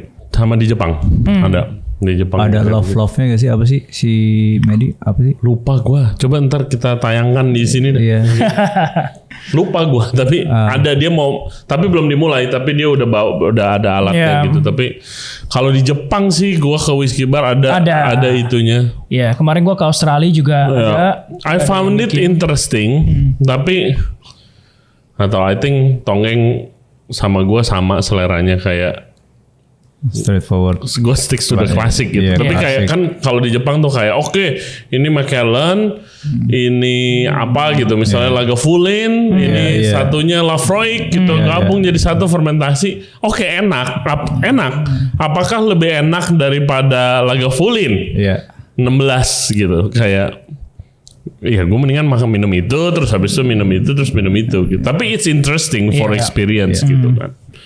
Oke, Osmo. Habis makan Indo, wash it down ke atas. Kita ke atas. Yoi, lokasinya tuh ada di Aditya Warman. Aditya Warman bukan sih? Jalan belakang juga masih Aditya Warman. Aditya Warman guys. Nomor 8. Aditya Warman 1 nomor 8. Tamu dan Osmo. Yes. Kasih tips buat pendengar soal dari sisi marketing. Bagaimana jadi F&B marketing yang baik dan benar. Karena ini lagi dibutuhin banget. Karena restoran biarpun bilang, oh ya ekonomi lagi susah. Banyak yang buka, banyak yang butuh F&B marketing yang bagus. Ya. Salah satunya gua, karena gua mau buka. Please, nanti kita ngobrol lah. Sampai gue lihat, ini fact-nya ya. Ada beberapa teman-teman tongkrongan yang bukan anak marketing, tapi mungkin dilihat koneksinya banyak, sering ada main di tempat F&B tanpa basic marketing pun akhirnya jadi F&B marketing. Gue bukan berarti bilang itu jelek, tapi kan nggak punya pengalaman, belum punya pengalaman. Betul. Nah, bagaimana lu very interesting position lu sebelum di FMCG megang perusahaan besar, terus lu ke F&B terjun udah berbagai macam konsep, ada di mall, di dekat yang marketnya Office di Toma. Tips to be an effective F&B marketing. Wah. Apakah harus konten kayak lu di sosmed? Aduh, ada terpisah? Enggak sih, menurut gue sih enggak ya. Mesti satu episode sendiri lu ya. Lu geser dulu lagi. Penting nih marketing. Mungkin nomor 1 tetap adalah bagi gua ya. Lu harus sering eksperimen. Lu jangan takut eksperimen. Eksperimen program? Oke. Jangan takut eksperimen. Contoh, kayak kita di Toma dulu sering banget bikin bar takeovers. Kita kitchen Ray juga pernah datang dulu kan. Yes. Kitchen takeovers, dan semuanya itu kan setelah kita review, nggak semuanya perform dong. Nggak semua bagus. Pasti dong. Iya. Nah, lu butuh ada that cases untuk lu bisa learning. Jadi ya udah, kalau gagal ya udah kita nyoba. Gitu. Yang penting lu harus tahu learningnya apa. Jadi makanya kalau gua tadi pas, dan itu per outlet kan beda kan. Misalnya lu di Toma bar takeover kurang perform, lu belum berarti di Osmo tuh nggak perform, ya kan? Karena bisa kan kebalikannya. Banyak variabelnya juga. Iya, kan. betul. Kayak Toma mungkin kita lebih di office, atau lebih karena itu di agak lokasinya agak di pusat, mungkin kayak gimana. Tapi itu pun menurut gua nggak bisa dijadiin patokan, Re. Karena kadang masing-masing lokasi itu punya charmnya berbeda-beda. Nggak bisa kita works here duplicate ke sini, nggak bisa. Kayak contoh paling gampang lah, kita di Toma di East Quarter, 2 lokasi yang berbeda, satu di Grand Indonesia, satu di sebutannya kayak Chillax itu office area lah ya, compound ya. Kita pernah dulu bikin yang kayak lebih kita ngomongnya takeover gitulah. Karena kita bikin di East Quarter nggak jalan. Nggak jalan ya, kita review, oh ternyata karena ini trafficnya lebih organik karena traffic mall ya. Orang lihat kayak ini apaan sih gitu loh. Tapi ternyata di East Quarter ketika Arif sama Nico bikin lebih monthly special, special kita collab dengan brand A, brand B untuk launching menu baru. Ternyata itu lebih works di yang lebih simple lah ya. Iya, di East Quarter lebih works dibanding di Toma. Nah, ini kita tamu beda lagi nih tantangannya. Osmo karena independent bar sendiri, beda lagi tantangannya. Jadi menurut gua kalau tadi pertanyaannya adalah tips untuk bisa jadi efektif marketing, jujur sampai hari ini gua masih belajar. Karena masing-masing brand tuh beda nih. Tantangannya beda. You just need to keep experimenting. Kalau I have a more practical question. Lu misalnya let's say Toma nih ya. Lu akan coba program ini selama berapa kali atau berapa lama? Sampai kayak lu kayak ketok palu. This works, kita harus lanjutin. Atau scratch it out. Yes, very good question. Kita pernah lakuin dulu Korean Night nggak sih? Iya. Ya kita ada bikin Korean night, jadi it's like a Korean DJ, Tonggeng sama Nico bikin Korean food. Oke. Kita short menu 5-6 menu, ada ramen, ramen dan segala macam. Terus ada kita dekor juga dengan Korean vibe. It works in first month, second month, third month works. Bulan keempat kita coba, Uko turun. Oke, kita coba lagi deh bulan kelima. Bulan kelima turun lagi. Itu kan berarti udah dua bulan. Iya. Yang turun dong. Kita review, ternyata memang kurang ngangkat dan kebanyakan memang dari temen-temen doang yang datang gitu loh. Bukan benar organik. Berarti kasarnya kalau bisa disimpulin 2-3 kali cukup lah ya untuk ngambil 2-3 kali. sebuah Ini event ya. evaluasi Kita ngomong event. Gue ngomongin event ya. Kalau event ya harus 2-3 kali sih. Karena sekali contoh awal dulu Tonggeng pas belum di Toma, kita pertama kali bikin Six Sense Dinner, gue masih ingat tuh geng. Iya. Ya Six Sense, lu dateng kan ya? Ali. Enggak, gue nggak datang. Enggak ya? Ali, Nico Tapi sama I remember that event. Ali, Nico sama Tonggeng. Iya. Bikin book out banyak. Ternyata hari itu tuh ngapa? Final FIFA coy, World Cup. Buset dah. Final Piala Dunia. Itu dia. Gua nggak datang karena di Bura-Bura nobar. Abis itu lu dari event lu ke Bura-Bura. Iya. Terus Jadinya, kita kalah. Iya. Jadi harus kadang orang marketing itu lo harus beneran nge-research gitu loh. Kayak tanggal bagus nggak? Ini ada apa di tanggal itu? Iya, gua kadang juga. Ya karena kita belum, kita lagi butuh banget orang marketing dan belum ada dedicated gitu loh. Kadang as simple as amateurish mistake gitu, kesalahan amatir yang salah pilih tanggal. Padahal udah siap-siap nih, udah nge-print menu spesial, udah ngajak temen collab gitu segala macam. Anjir bro, ternyata ada konser Coldplay hari itu. Siapa yang mau dateng gitu kan? Bener. Gitu, itu penting. Dan sih kita alamin banget karena Toma itu kan di Sudirman ya. Kita lagi ada konser di GBK, ada demo di DPR, udah pasti pusing kita. Itu tuh I found karena gue udah lama banget main di daerahnya Tamu nih sekarang ya. Itu even more loh bro. Iya. Ada anything big, anything, konser, demo, ke efek bola. Iya. Ke efeknya gila banget jomplang. Iya. Itu daerah-daerah yang dibilang daerah prime tuh. Iya, Ngaruh banget gitu. Jadi kadang harus lebih sering mantau pastinya sebagai orang marketing, sering muter juga lihat sekitaran lagi ada apa, peers lagi ada apa, teman-teman di industri lagi ngapain, itu harus aware. Makanya nggak boleh orang marketing itu, ini mungkin tips ya bagi orang marketingnya, lu nggak boleh diem coy. Nggak boleh diem, lo harus moving around. Ya meskipun misalnya lo orangnya lebih introvert, ya at least lo pantau sosmed lah. Iya, lo samperin event orang. Iya, samperin event orang. Itu penting banget. Very good tip bro, thank you. Tetap bergerak, tetap bernafas, sama terus dada ya. karena making event itu is an expensive thing. Ya kan, lo nggak bisa setengah-setengah. Yes. Lo harus dekor juga lah, pastilah gitu kan. At least print new menu, posting sosmed gitu. It invest time and money gitu kan. Gue dulu pengalamannya di Bura-Bura ini what not to do gitu kan. Ini ya kita serakah gitu lah kita. Bura-Bura is doing fine, terus habis itu kayak ini apa ya supaya lebih gong lagi nih. Akhirnya kita bikin karaoke night. Waktu itu Sims di mana-mana bikin karaoke night. Waktu itu kita ikutan why juga. Not, why not? Terus kayak pertama kita konsepin per artis lah lagunya gitu kan. Terus yang kedua apa ketiga gitu kita event sama Taylor Swift. Terus kita undang ketua fansnya Swifties gitu untuk pecah banget. Rekor sales yang mungkin nggak akan kesentuh lagi sama cocktail bar kecil gua gitu kan. Tapi karena itu jadi kita ketagihan kan. Hari itu jadi seminggu sekali tuh kita karaoke rame. Tapi yang kita lihat customer base yang cocktail bar yang cuma pengen ngobrol, denger lagu kenceng-kenceng aja malas gitu ya nggak balik. Hilang. Nah begitu si komunitas karaoke ini ada tempat baru yang speakernya lebih tempatnya lebih besar, lebih proper, pindah. Itu was a really expensive experiment itu. Gila men itu. Salah gua itu. Benar.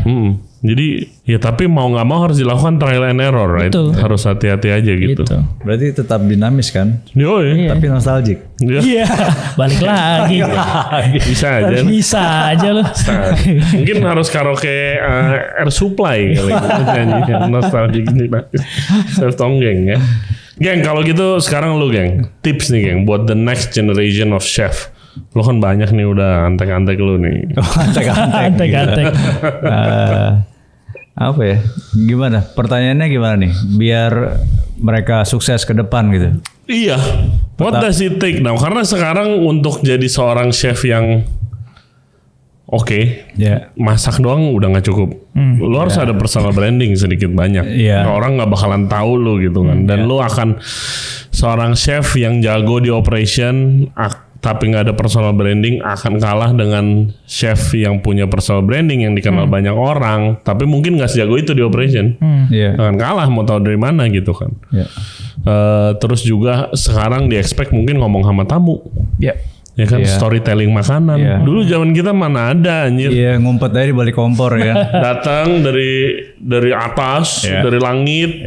Bikin menu ini ya kita bikin dah ya kan food test. Kalau sekarang kan enggak kan. Justru sekarang chef lebih dipandang diskusi itu ada terus kan. Lu nggak jago komunikasi kelar. Gitu. Ya sebenarnya sih apa ya? Soft skillnya lah ya.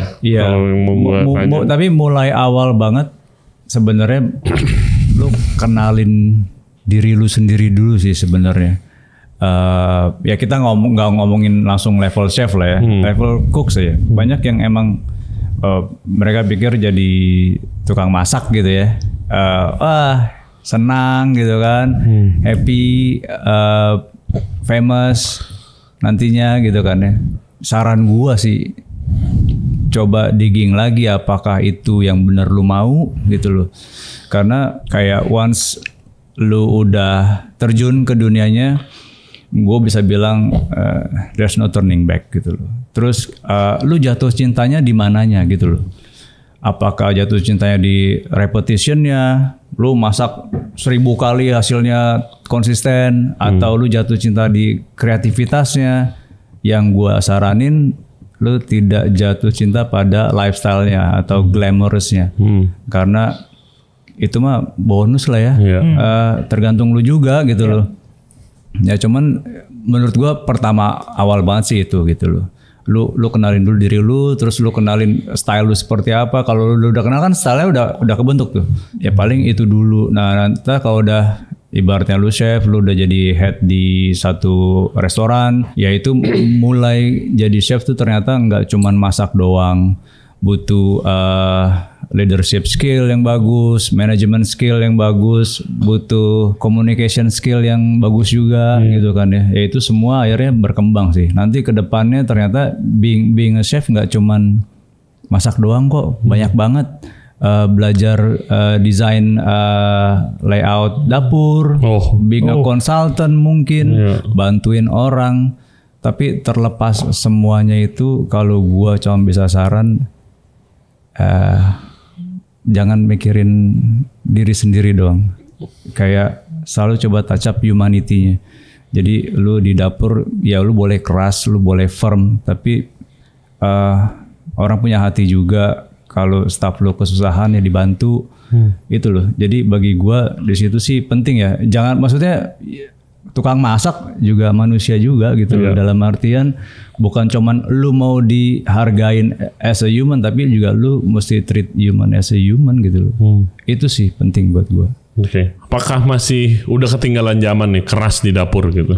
Udah nggak bisa, sama sekali nggak bisa? Enggak sih. Bagi gua keras selalu konotasinya itu jelek ya. Padahal lu butuh disiplin. Keras tuh kalau sekarang bahasanya terlalu negatif ya. Kalau gue bilang being firm sih. Lu mesti kasih tahu once is standard di standard. Jangan lu biarin, karena nanti mereka bingung nih. Once lu biarin kayak standarnya yang mana sih? Kemarin lu boleh, sekarang enggak. Gue tuh masih kayak disiplin. Iya, gue tuh masih suara gue cukup keras sih gitu loh kalau di dapur. Tapi kalau udah di luar ya just manusia biasa juga lah. Berapa kali lu dalam bulan ini ngegas gift? Ngegas anak dapur. Baru kemarin. Kayaknya hampir tiap hari. Iya. Ya cuman no physical abuse lah. Paling cuman suara gua aja yang sama suara apa ya? Kata-katanya nusuk kamar mandi mungkin atau kebun binatang masih keluar sih. Bagi gua kayak nothing personal, bukannya lumrah juga. Gua masih belajar untuk behave on my words gitu ya. Cuman bagi gua sejujurnya kayak gitu karena gua nggak seneng gue mendem gitu loh. Jadi once you fuck my standard ya gue tegur gitu loh. Kadang teguran itu bisa keras. Apalagi udah ke 2-3 kali gitu kan kayak. Jadi masih butuh sih being firm gitu loh. Disiplin penting banget, jangan dikendorin. Cuman caranya mungkin bisa lebih. Gue akhir-akhir ini kayak kalau pengalaman gue geng. Kalau gue ngegas ya, gue makin jarang ngegas orang sekarang. Bukan karena apa-apa ya, karena gue jarang di operation sekarang gitu kan. Tapi kalau gue ngegas, makin kesini tuh kayak pada saat gue gas kayak I've gotten soft man, gitu. Gue nggak tahu itu bad atau itu gue kayak enggak sih, enggak buruk lah. Terus abis itu guanya jadi berasa bersalah sendiri, terus inget ya manusianya itu kayak. Akhirnya kayak gue ajak ngomong lagi dengan cara baik-baik gitu loh, yang kayak begitu. Kalau dulu mana ada gas mah gas aja kita tahu nanti personal ya udah gitu kan. Tapi kayak akhir-akhir ini tuh kayak waktu gue ngegas anjir gue masa harus begitu sampai begitu ya gitu. Agak soft. Gue rasa sih harus tetap balance ya antara lu kadang keras, lu kadang lembut. Karena ya hidup kayak gitu. Pernah dengar quotes-nya gak? Apa tuh? Life is like a dick. Sometimes you get hard for no reason. Sometimes you being soft for no reason.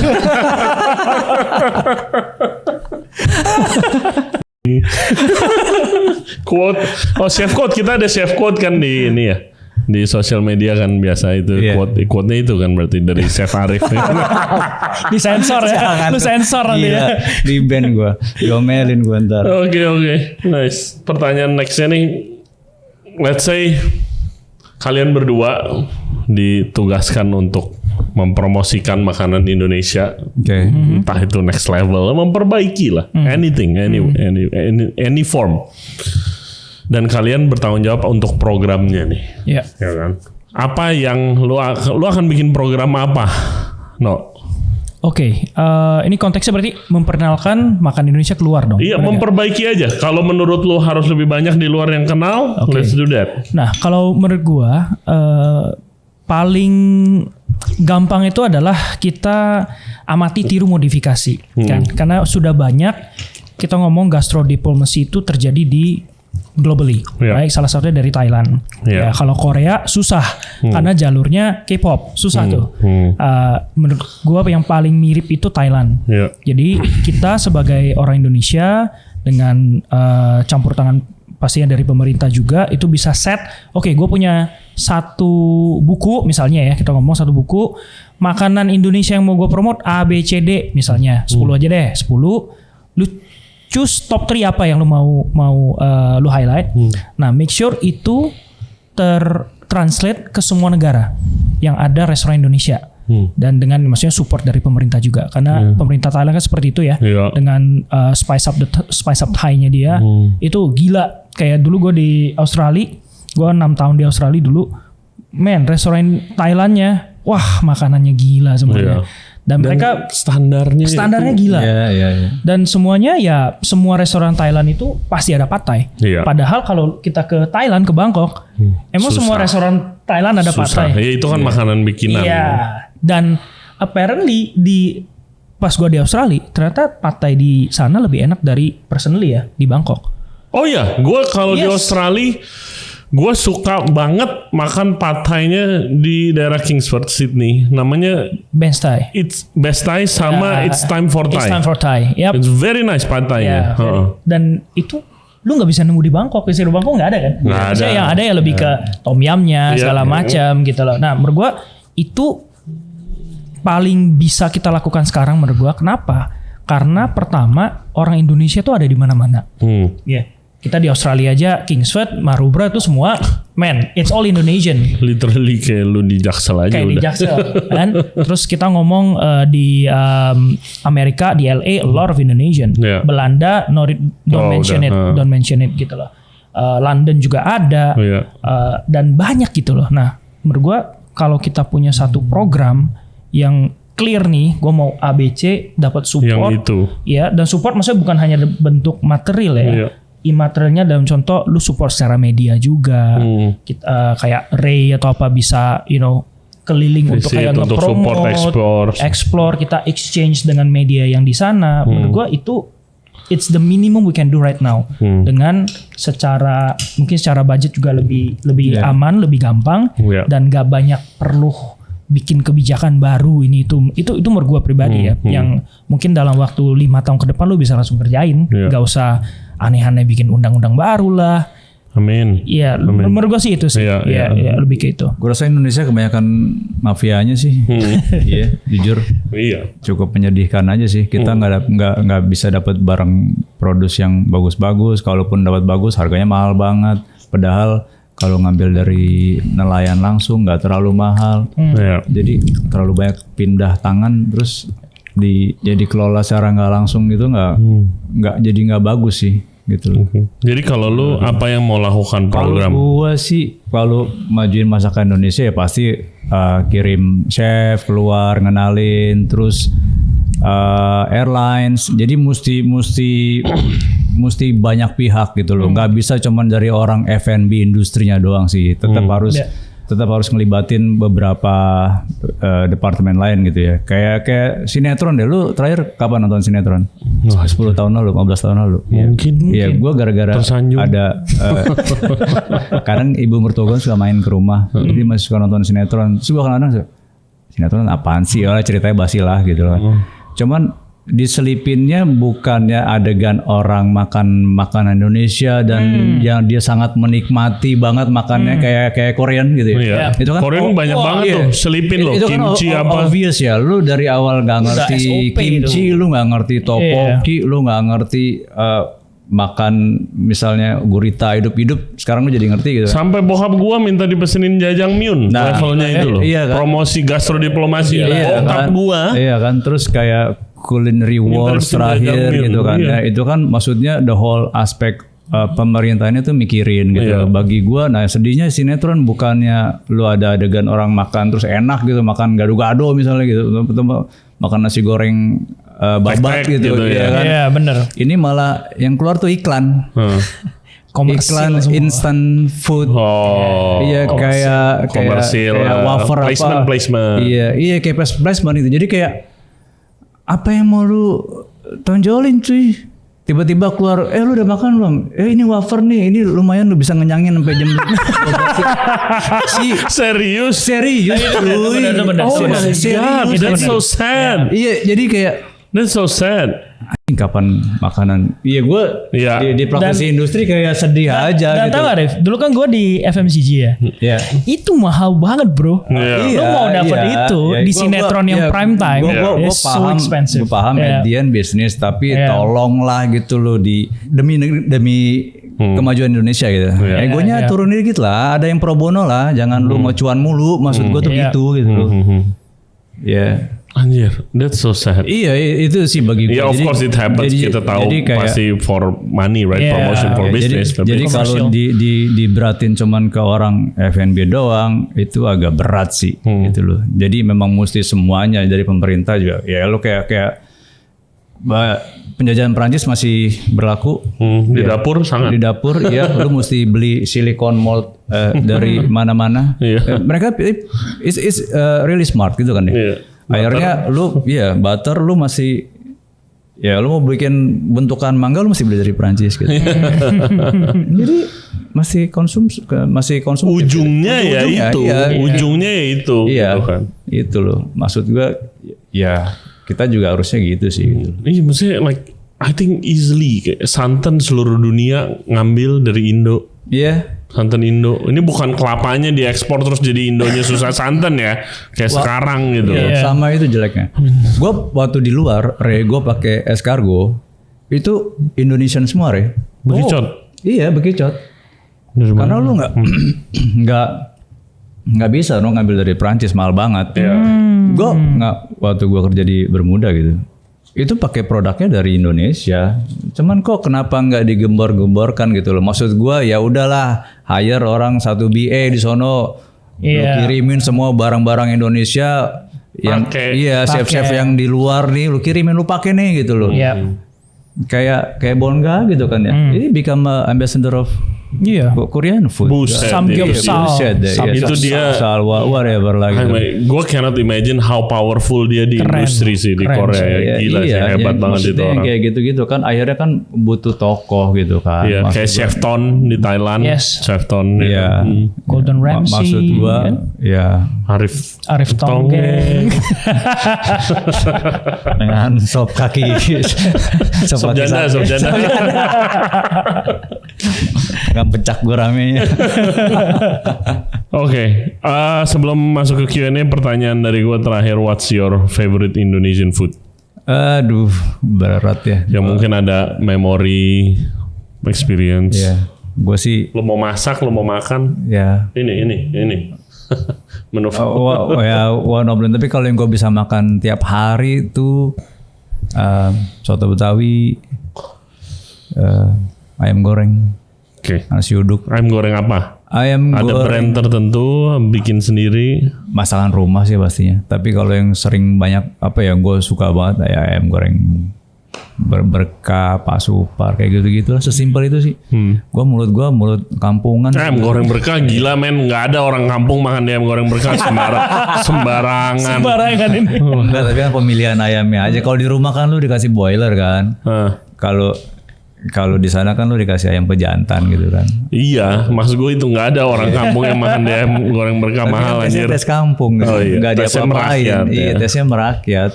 Kayaknya gue tiap misalnya ke daerah-daerah gitu ya, pasti gue selalu nyobain yang gue cobain tuh sopnya atau soto lah sama ayam goreng.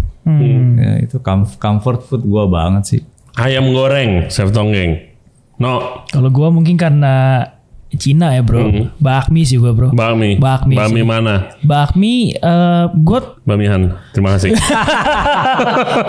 Tadi udah mau keselip ngomong gitu, ya salah satunya. Dan menurut gue bakmi Indonesia itu only in Indonesia, karena tempat lain tuh bakminya nggak sediverse kita. Ya, kita kayak lu ke Medan kemarin bakmi ada berapa jenis kan? Bakmi itu Indonesia. It's Indonesia. Bakmi itu Indonesia. Karena itu kan runutnya dari kecap, lu pakai kecap apa, punya rasa bakmi yang berbeda kan. Dan kalau tadi lu nanya gue bakmi favorit gue apa, jujur gue karena mungkin sering nyoba, gue punya different parts. Misal Medan gue punya favoritnya apa? Kalau Medan gue Tiongsim, itu menurut gue best. Kalau di Tiongsim tuh yang ada chashu-nya gitu bukan? Dia ada chashu, ada babi kecap tapi yang kering bukan yang basah. Oh ya. Sama minyak yang lurus. Terus dia pakai lard, ada minyak nggak kusut. Lurus ya. Jujur minyak. Lurus. Kayak ramen itu kalau Medan. Kalau style Kalimantan, karena bini gue dari orang tuanya dari Singkawang, gue pernah cobain di Krendang kan Jembatan 5. Itu Jakarta, itu memang pusat makanan Singkawang, Kalimantan, Pontianak. Nah di sana itu ada satu bakmi namanya bakmi Aceh, bakmi Afui Aceh. Wah itu beda men. Bakmi Singkawang itu asem pedes. Jadi dia pakai lard, habis itu kayak nggak pakai lard deh, dia lebih ke sapi.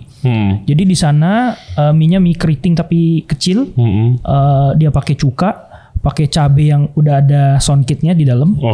Habis itu toppingnya itu udang rebus, fish cake, sama pork yang kering juga.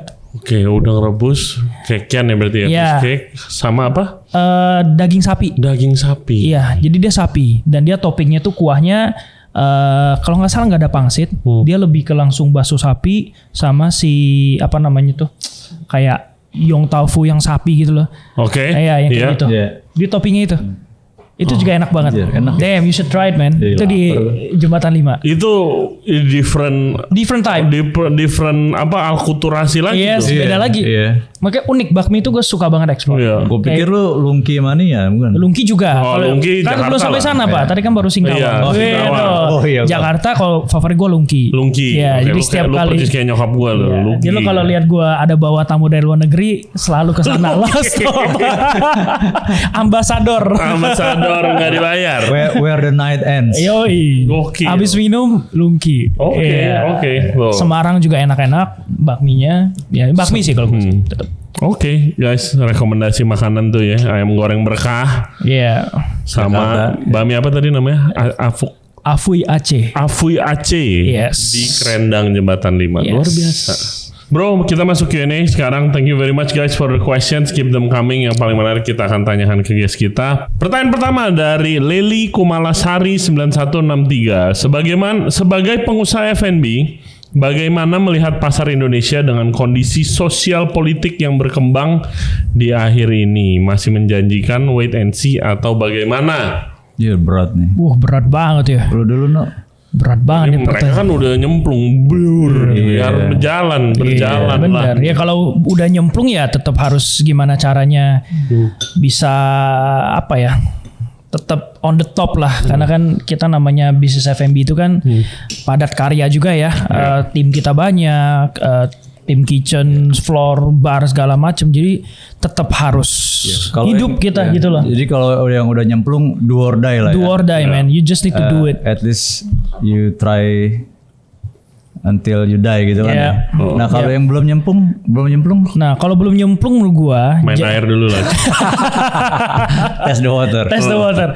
Kalau menurut gue ya paling aman kalau tetap mau nyemplung ke dunia F&B pertama sekarang comfort food, man. Udah jangan jauh-jauh dari sana dah. Oke. Jangan jauh-jauh. Misalnya lu lihat ada tren, contoh kayak tadi kita ngomong sambal goreng, lu lihat ada marketnya, ya lu bikin spesialis sambal goreng aja satu gitu loh. Less risk, lu nggak perlu inventory banyak-banyak, mungkin satu atau dua menu turunan aja.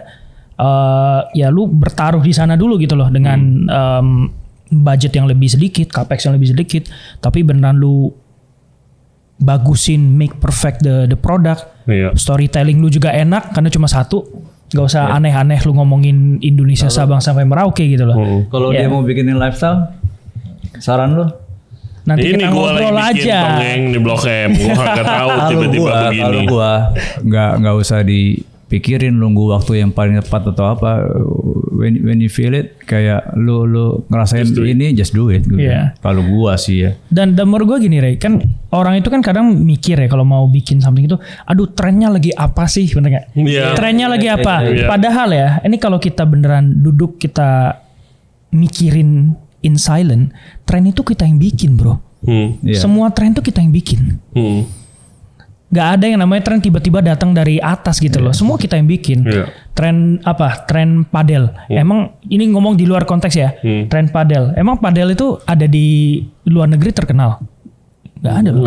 Di Malaysia itu pickleball. Di US pickleball. Baru ada padel sekarang. Cuma di Indo kenapa tiba-tiba padel? Ya karena ada orang Ada Indonesianya. Iya. Dan itu kan dibikin. Sama kayak makanan. Ya maca gitu kan juga. Maca juga Iya, sama. maca. Orang yang bawa gitu loh. Jadi menurut gua ya again lu nggak coba lu nggak tahu, bro. Tergantung gimana juga sih. Kan kalau lu mau lebih safer itu follow the trend. Itu safe. Iya. Itu safe, tapi at least kalau di Jakarta tren itu cepet banget. Bener. Nah nanti maca ini sekarang tuh gue udah lihat udah full nih di flat dengan maca semua Yes. lini market F&B. Iya, iya. Gue kemarin Bener. kebetulan kemarin ke Sawangan, Depok, terus habis itu Bogor, dan lewatin gue ngedrop staff gue di Ciledug. Gue lewatin banyak kayak Pujasera Pasar Malam gitu lah. Itu di depannya ada 2 atau 3 stall maca. Aduh. Ya kan? kebanyakan. Jadi kayak atau quote unquote maca gitu. Iya, iya. Yang penting minuman hijau. Powder. Ini berarti kan udah dari semua lini nih. Iya. Dari seremonial sampai ayam pop maca gitu kan kemarin. Gitu. Aduh. That's exactly my Oh reaction. my God, gitu. man. Ada yang nge-share bro di DM gue. Iya. Menurut lu gimana nih chef? Gitu. Gue kayak oh my God. Udah sebentar lagi biasanya kalau udah semua lini full gitu masuk biasanya abis itu ada tren baru lah Iya, gitu kan kalau iya. di Jakarta. Nah, Macanya jadi maca lalu gitu. Bisa aja. Jadi maca lalu. Itu safe, tapi kalau ya trennya hilang ya lu harus shifting. Ya. Gitu kan, atau enggak ganti bisnis. Kalau gua lebih ke tonggeng sih. Kalau mau bikin, emang lagi pengen bikin di hati lu ada, lu percaya dengan konsep ini. Just do it kalau Just do it daripada nggak bisa tidur. Semakin ngobrol sama orang, semakin dengerin orang tuh kayak semakin kayak malah jadi linglung nggak sih? Questioning ya. Sebenarnya kan di dalam kita nih ngebisikin terus kan. Nah itu orang lu dengerin itu aja. Iya, dan lu mau dengerin sampai segimana sih? Kalau lu dengerin, karena basically kalau lu misalnya F&B ini, lu dengerin orang minta advice, pasti most of the time itu jangan tunggu dulu. Iya. Iya, terus habis itu ntar ada yang buka konsep yang mirip sama lu udah. Terus habis itu ekonomi membaik. Iya. Terus udah, lu nggak bisa buka yang itu, lu harus mikir lagi gitu loh. Lu mau jadi nggak jalan. Gue benci banget nggak jalan. Lu mau terseok-seok, lu mau ngerangkak, yang penting lu jalan. Kalau gue begitu sih. Agree, gue setuju. Pertanyaan kedua dari Kalapa Ramadita. Apa harapan terhadap kontribusi tamu untuk menunjukkan kuliner Indonesia di kancah global? Hanya Gila. Pengennya sih, pengennya sih bisa ke luar negeri ya, Rif. Gue sih cukup bisa mengenalkan beberapa makanan Indonesia aja udah happy banget ya. Jujur sudah mulai ada beberapa tamu ekspat makan dan udah balik beberapa kali ya, mereka bisa menikmati, gue aja udah happy banget. pasti doyan banget sih. Iya, syukur-syukur bisa mengenalkan sampai ke kedutaan mana gitu atau program apa masak di luar. Happy banget gue. Jadi ya jujur ya agak sensitif sedikit karena jujur bikin masakan Indonesia jadi bikin gua nasionalis sedikit. Ya nambah nasionalis gua. Tadinya kayak mungkin udah banyak ya dirasain sama yang mulai semua dari Western European, Prancis, Italian banyak mulainya. Tapi sekarang makin udah tua baru masak Indonesia tuh kayak wah gila ya. Kayak jadi happy aja, jadi kayak malah bikin lu semakin down to earth, terus makin ngerasa anjing Indonesia susah banget men masakannya, dan makin hidup jadinya karena lu di challenge-nya pas sekarang berat banget. Mungkin kalau dulu gua baru mulai langsung Indonesia, gua juga kayak gua pusing banget. Tapi sekarang teknik udah banyak, wawasan udah banyak, cara gua berpikir udah makin dewasa, makin terbuka. Pas kerja Indonesia sekarang kayak gue bisa bilang waktu yang paling gue lu udah jadi. Iya sekarang sih. Jadi happy banget. Tapi banyak loh geng, gue ngobrol sama yang chef-chef muda ya, yang jauh lebih muda dari kita gitu, kayak biasa kan gue nanya lu mau masak apa sih sebenarnya gitu. Yang karena kan selalu gue suggest dari awal ya coba try to find your own style. Lu paling suka masak apa gitu kan. Banyak yang bilang pengennya sih Indonesia chef gitu. Oh iya. Maksudnya I'm happy lebih banyak lagi yang elevated Indonesian food kan. Anak muda kan maunya kerja di restoran kayak begitulah. Ya kan, yang keren, yang gaul, elevated food, nggak itu aja. Tapi mungkin masih sedikit nih. Nah mungkin jawabannya tadi adalah mungkin nggak usah jauh-jauh ke global ya. Dengan adanya tamu mungkin jadi orang tahu oh Indonesia bisa diginiin buat yang muda-muda gitu. Jadi bikin makin tertarik sama masakan negara sendiri gitu loh ya, dibanding masakan negara orang lain. Ya hopefully sih kayak gitu ya. Yes. Pertanyaan terakhir dari Kristiawan_Iwan. Ini orang Sunda nih, Iwan Kristiawan. Namanya diulang-ulang. Latang markata. Gimana sih tipsnya Chef Arif bisa create menu baru terus? Anjay, gimana ya? Google, ChatGPT. Jujur aja nggak semua menu gua ada menu dari para staff. Jadi gua membuka untuk mereka mengeluarkan ide. Gua juga terbuka untuk mereka berbuat kesalahan. Nah, gua yang gue bisa bantu adalah mendevelop bareng. Jadi gue lebih senang mengerjakan bersama, Ray. Jadi lu punya ide apa, even resipi pun mereka punya resipi ini, gue punya resipi ini. Coba yang mana yang lu suka. Gue kadang-kadang kayak gitu. Jadi sesimpel terbuka aja sih buat semuanya. Jadi nggak selalu semua menu gue gitu loh. Cuman dalam progresnya pasti kita kerjain bersama. Ada yang ya gue eksplorasi sendiri ada gitu loh.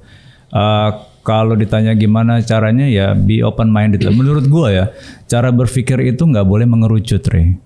Bagi gue once you have style kebaca loh, predictable. Jadi menurut gue berpikiran itu harus selalu terbuka. Jadi bukan begini, tapi begini. Ya, karena lu mulai dari di unknown gitu ya, tapi akhirnya lu jadi makin terbuka gitu loh. Kalau lu makin mengerucut, ya lu stuck sih gue bilang. Jadi ya tetap terbuka, belajar, banyak jajan, gitu kan, banyak baca, gitu kan ya. Sama ya bekerjalah sama banyak orang gitu loh. Jadi kan banyak input, banyak masukan. Libatin tim lu. Iya, libatin tim. Jadinya makin mudah lah kerjanya. Karena at the end of the day is a teamwork. Jadi nggak semua soal gua sih. Tapi kan nggak semua orang punya tim yang bisa diajak tektokan, you know what I mean? Mesti dipaksa.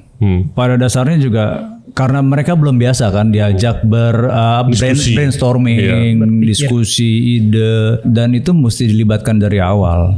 Kayak lu libatin sampai level apa nih kalau ngomongin struktural kitchen? Dari cooks. Dari cooks juga udah dilibatin. Iya, dari bawah banget. Even steward, gue suka nanya kayak lu sukanya makan apa? A5, Miyazaki, Wagyu. Pusing. Waduh. Simbol pisang goreng lah misalnya. Pisang gorengnya kayak gimana? Gitu. Yeah. Kalau lu, sukanya yang pisang goreng nuggets ya. Oke, nice. Kalau lu misalnya lu bisa masak nih, lu mau ngeluarin menu apa? Wah, gue sukanya bikin sop. Nah itu kan aneh kan jadi kayak berbalik. Nah itu at least ada discussion. Iya ada discussion. Mereka terlibat, mikir. Ya, dan gue rasa mereka juga senang dilibatkan. Karena mereka dilatih untuk berbicara, mengungkapkan opini. Itu penting. Ya, jadi nggak dipendem. Gitu loh. I think that's a great advice sih. That's great advice. Discussion. Emang chef panutanku. Apel. Hey guys, listen, thank you very much. Thank you. It's been fun. Thank you. Udah hampir 2 jam kita ngobrol-ngobrol. Wow. Guys, main-main ke tamu guys, jangan lupa ada di Aditya Warman. Habis makan naik ke Osmo, ketemu mereka berdua nih. Sosial media lu no? Sosial media gue di Gastronomoe. Sosial media lu? Arif Tonggeng. Sosial media tamu sama Osmo. Ya, kalau tamu itu tamu.jkrt Jakarta. Kalau Osmo sama osmo.jkrt.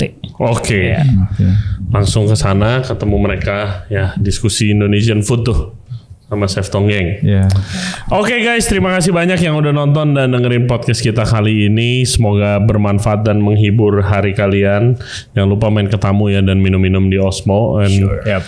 Don't forget to subscribe to Ray Jensen Radio Podcast di YouTube, Spotify, and all other podcast platform. Juga follow kita di Instagram dan di TikTok di Ray Jensen Radio. Last but not least, thank you very much buat Famfritz Indonesia untuk kolaborasinya. Ingat, untuk info lebih lanjut kalian bisa cek di Instagramnya di Famfritz Indonesia atau ke websitenya di famfritz.com/en/Asia. See you next time. Bye-bye. Bye. Bye.